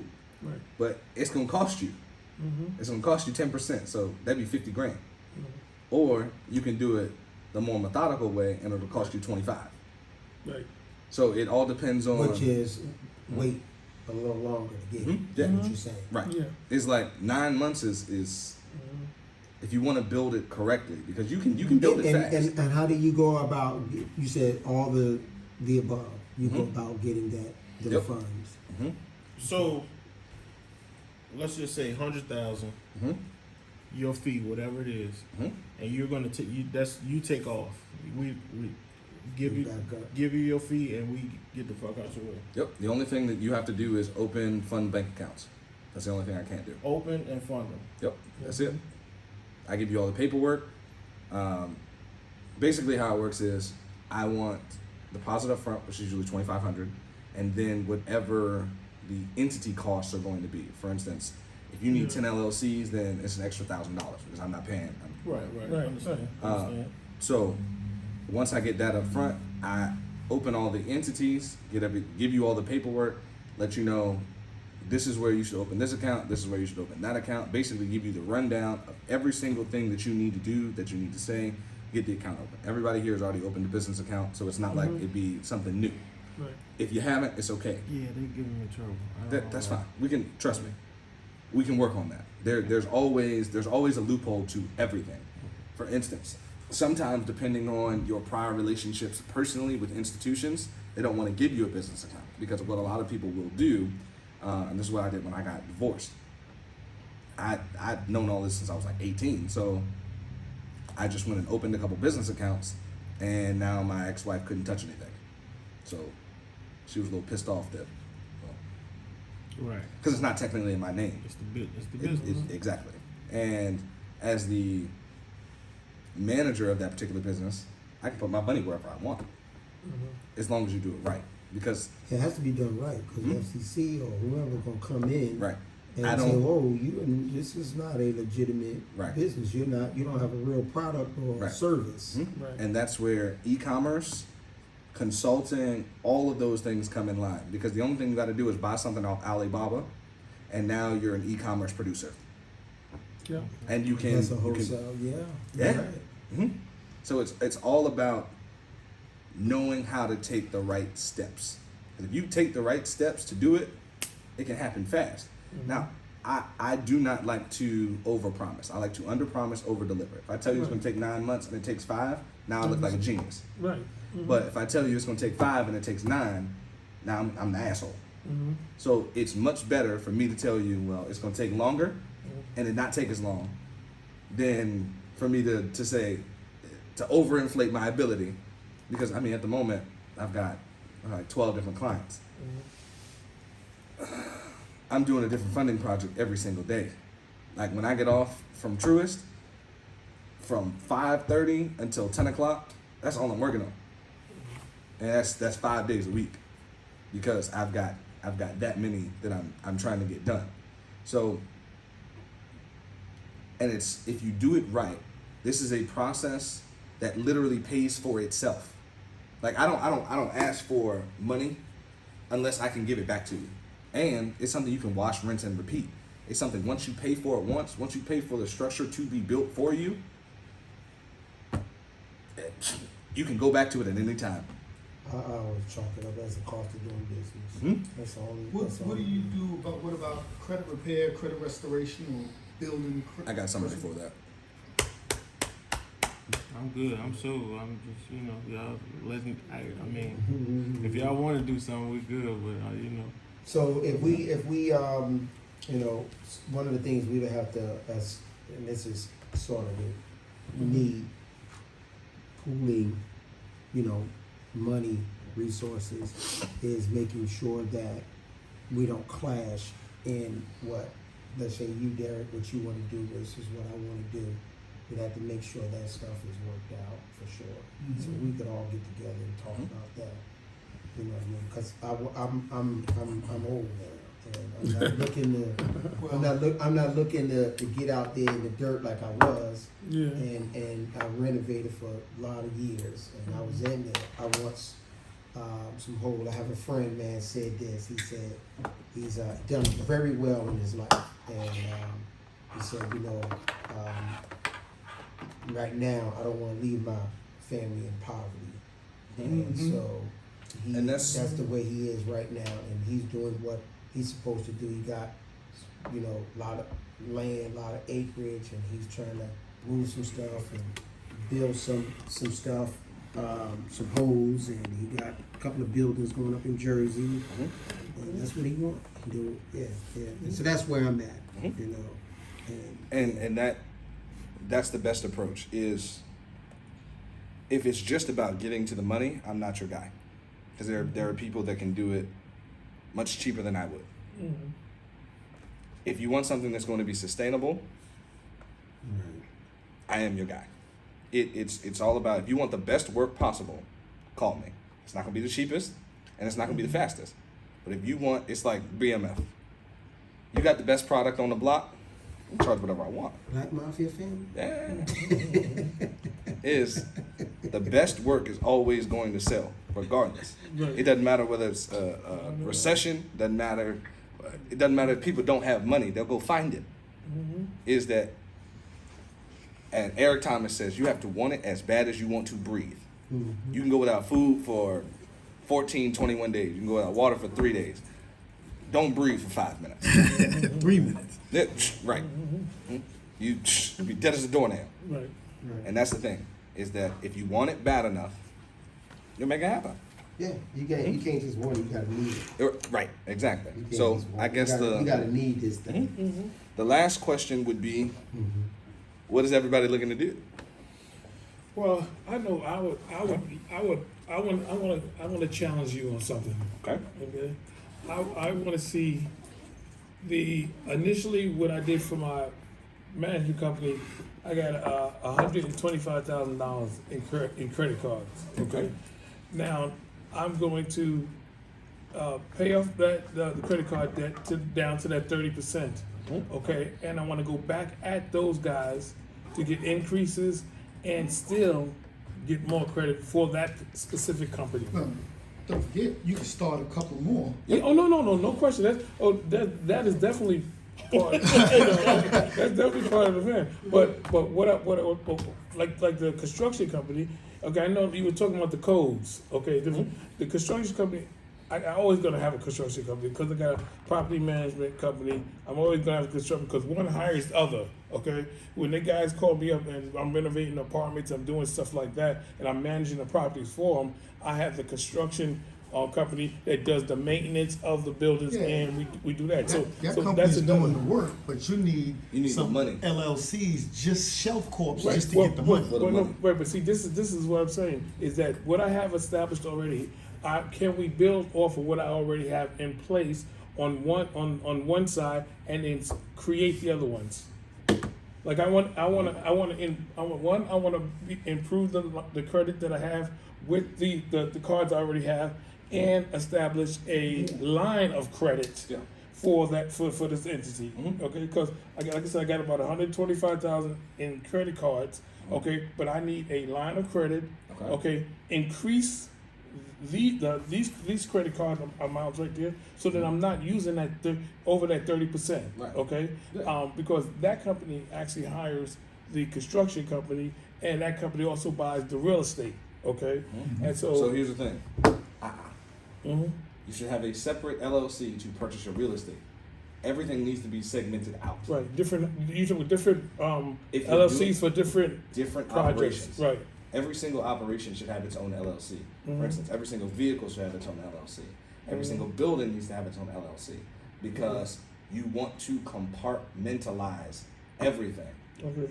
Like when I say everything, I mean Everything. every single thing. If you have a piece of heavy machinery, it needs its Mhm. own LLC Mm. because it's a depreciating asset, meaning that Right. you can lower your tax liability simply by saying that this particular entity owns this, Mhm. and I'm making payments on it, and it's diminishing my debt to income for my business. So it needs to be a depreciable asset, and then it's a tax write-off. Right. So yes, we can do With all the, of that. yeah, definitely with the vehicles and stuff. Yeah, Yeah. we can do all of that. Like I said, it's when it comes to like business financial literacy, Mhm. I haven't heard anything anyone's asked me to do yet that was beyond my capabilities. When it comes to getting a trust done, you got to get a lawyer anyway. It's because you need trust certificate. Well, you need to get the trust agreement drawn up, and then usually you do like a trust certification as well. And so it's. I have yet to. I've been in the world of finance last. I'm 27. It's been last 8 years. Yeah, since I was 20. No, 19. Damn. I've yet to see anything yet that I'm like, I can't do that. Me personally, I'm first to admit, man, I've been doing a lot of stuff wrong financially. So I've acquired a lot, done a lot. I'm fine there, but I know I could have probably, with good information, I could have been a lot further. Trust me, that's all of us. Yeah, Yeah. I thought that was just me. No, not at all. No. Trust me, if I knew everything that I knew right now, Right. 5 years ago, Yeah. I'd be somebody's C-suite executive. Right. So, I'm wanting now to be able to, I guess, as he said, take what I've already got or acquired, and how do I work that into, Structuring it the right way, so then that you Structuring can get it the the money right you way. need And to here's do what I'll tell you. whatever I wanted to do. Before we can fix it, Mm-hmm. you have to literally tear it all down, build it back up. It's like having a cracked foundation, Mm-hmm. like that's cracked all the way through. Mm-hmm. There's no fixing it. It's you have to literally, you got to take everything off. You have to strip it to literal bare bones, fix the issue, and then build the house all over again. If we decided to do some stuff together, whoever got to do that, we got to do that without us first. Mhm. You know what I mean? Before we can step in Yes, and work anything with each other. yes. And I don't think, Bobby, the kind of partnership you're talking about is what I'm talking about. Right. No. I know. You know what I'm saying? I feel, you get it? Mhm. Yeah, because I don't It's want di- that this is kind of different a because- partnership anymore. right. I All want three of more. us, all of us here, Right. have a lane. Okay, Right. this is what you're good at. This is what you're good at. This is everybody has Right. that lane. Okay, Mhm. and I do agree. I understand in coming together. Then oh my God, there's pretty much we could do this all day. But you gotta clean up. We gotta clean up our house. We clean up Okay, our so house, then- and so then then we this come way, together. right, like Yeah, what you said. yeah. And I'm okay with, look, because let's say we get a development going. Mhm. you know, first we want it to be I guess a democracy. So here's what I'll tell you: Go ahead. never do that. No, No. No, never do that. Have defined. Let everybody do what they're good at. Right. For right. instance, I'm never going to be. Even No, though I'm talking about listening- okay. on voting. Right, and that's the thing I, is I don't even care about that. Okay. I find the land, Right. I bring it to y'all, say, look, can we develop this? Y'all do what y'all do and say it works. How much is it gonna cost? And we go get the money. I don't need to be involved in the day-to-day operation. I don't know what I'm doing anyway. Don't care about Right. it. Yeah. And that's why I don't have a partner now, because I told him to stop coming around. And And you right. mess with my contractors, you telling him what Exactly. to do. And Right. it hurt his feelings. He brought his emotions to right. into it, and It's he just said, business. I just don't want to do this no more. Right. And It's that's not because personal. It's just it, business. it wasn't. It was Yeah. not personal. It was you need to stay away from Stay in your them. lane. Stay in your lane. Do what you do best. And you know that's why we Took it personal. Yeah, he Here's took what I'll it- tell he you. took it very Just- personal. McDonald's never puts the manager on fries. They don't. They never put the manager on fries. They'll put them on a register. They will never put the manager on fries. You know why? Why? Because if something takes the manager's attention, now the fries are burnt. And if the manager is solely worried about making sure the fries don't get burnt, they can't accurately manage the rest of the people that are actually supposed to be doing the work. That makes sense. Everybody has to stay in their lane, do what you're good at, and that's it. Like for instance, I'm not worried about. I don't care where the land is. Doesn't matter to me. I don't care. I don't care what kind of fixture that you put on the land. Nope, not at all. I don't care how much you charge somebody for the land and the fixture that's on the property. It doesn't matter to me. My only concern is y'all say you need to get to the money. That's all I'm worried about. My job is to get to the money. That's it. Yeah. I'm not. I don't. I hate to put it this way, but I don't care. Yeah. I did my job. Because if everybody does their job, everybody goes home. And they give us the plans, and we're gonna sell the plans before the house even built. Yeah. So, if anyone wants to meet individually, I'm cool with that. Like I said, for fund creation as well as, and it depends on what you want to do, like consultative wise. If you're looking to fix broken things, I typically charge by the hour. But if you're doing a funding project, I kind of just rope everything all into one, because there's no point in you getting more money and then not knowing what to do with it. Because that to me Yeah. is like, it's like doing work. Yeah. Should we? Okay, go ahead. Because we individually, because I think individually we gonna want to start getting money, and I know that's where you're at. Yeah. As So, an like I individual, you want to. Deposits would be $2,500 a piece. And then from there, you all let me know what you want to do. Like you said, you want 5. Realistically, building it the right way, it's going to take 9 months. You can do it faster. I mean, you can do it much faster. Oh yeah. However, the question is, if you do it that fast, can it be sustainable? And is it going to bite you in the ass when it comes to your tax liability next year? That's always the question that you have to ask. For instance, I do not believe in paying any taxes. Yeah, I agree. I definitely agree with that. But see, I've learned from especially during the pandemic. That's why I got this other company. I'm literally going to allow them. I said, hey, this is what we got on the table. Let's sit down and talk to me. Tell me where I need to be, what I need to do, how we're going to make this work. Okay. Now, only because I have a specific strategy that I know I can sustain that easily in my sleep, based on where I'm trying to go with this phase, okay? Because there's another phase to this whole thing. But I like to be systematic, okay? In recovering from the pandemic and everything else, it was substantial losses, okay, because of the rental stuff like that, and we're still trying to pull together, you know, especially with rental apartments and then all the rehabs that need to be done. So that's why I say this, because systematically, okay, I know this. Hey, if I do this right here, this is going to quadruple into this, okay. And then, like you said, hey, let's look at the other aspects of, because I don't want to be doing this 5 years from now. Right. I'm going to be somewhere in Mexico every month, someplace else. I'm gonna be sitting up there, you know, Just me stay my on, wife. just stay on the resort. Yeah, Go to I mean, Mexico. look, I got. Don't go on outside. No, Reef 28 Don't go is to an that adult. border. Is an adult spot that me and my wife bought with the money I was selling from the card. Okay, we bought the spot out there, Reef 28. Man, you go up there, you just sit out there. Where's this at? In Mexico. And you just it's in Cutacana, and you just go there and you just. Every day the sun comes up, you're watching the sun go down. You got the ocean right there, and you doing your work right Beautiful from there. thing. Yeah, beautiful. Having fun. That's it. Watching the sun come And up. that's all. And that's what I'm simplistic enough about wanting to create more residual income.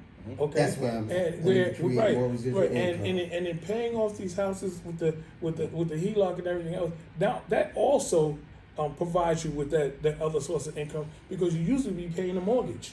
Okay, now you're not paying a mortgage anymore. You're taking the equity. You got equity sitting in your house. That don't take out an equity loan. Yeah, you find out about the HELOC, how it works. Okay, boom, and you don't have to pay a HELOC off for about 10 years, and you're making no payments. Does Truist have HELOCs? Yeah, we sure do. Okay. What's a HELOC? Oh, That's, So you can do you just said don't take out a. no, not okay. It's a difference between an equity line of A credit. second mortgage. Right. Oh, okay. There's a difference between that, okay? Because we got a house that we owe $360,000, but it right now the value is at 1.2.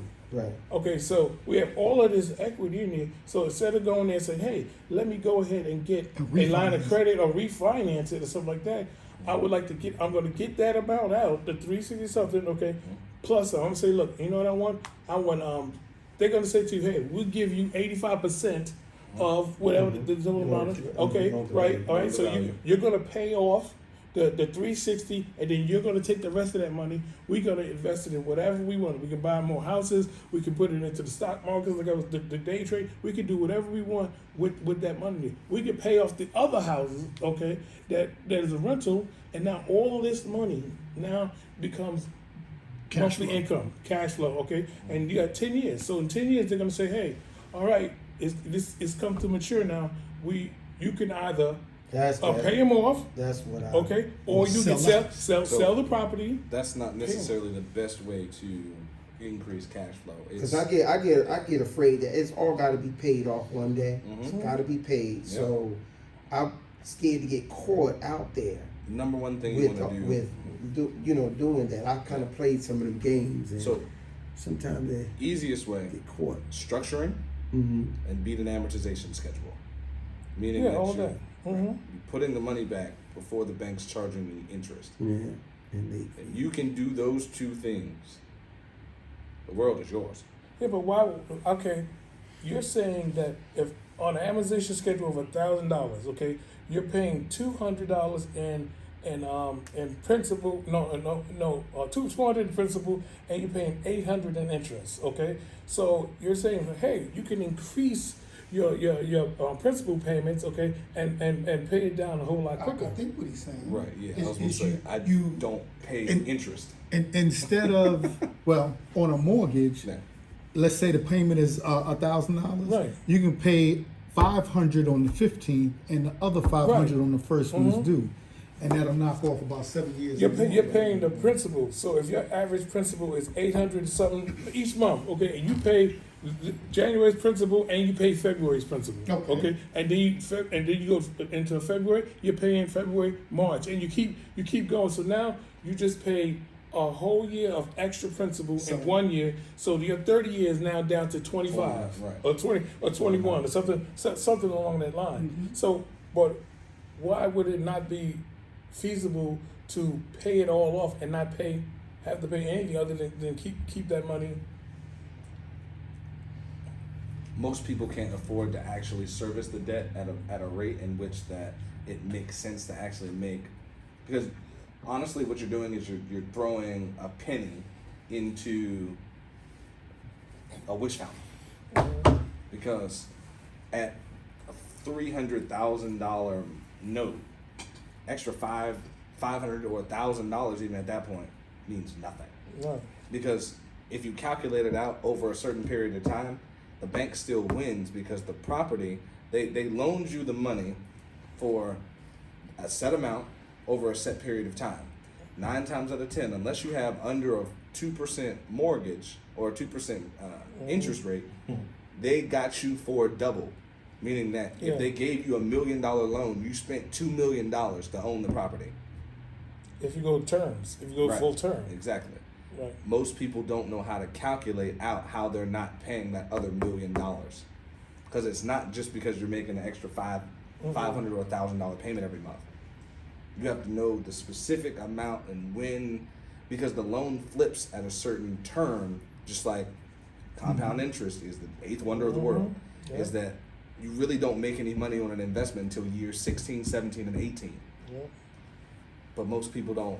Most people don't have the dollar amount in their head of what they would actually need to spend every single month to make sure that they're not paying interest that they don't really necessarily need to, especially if they can afford the service debt.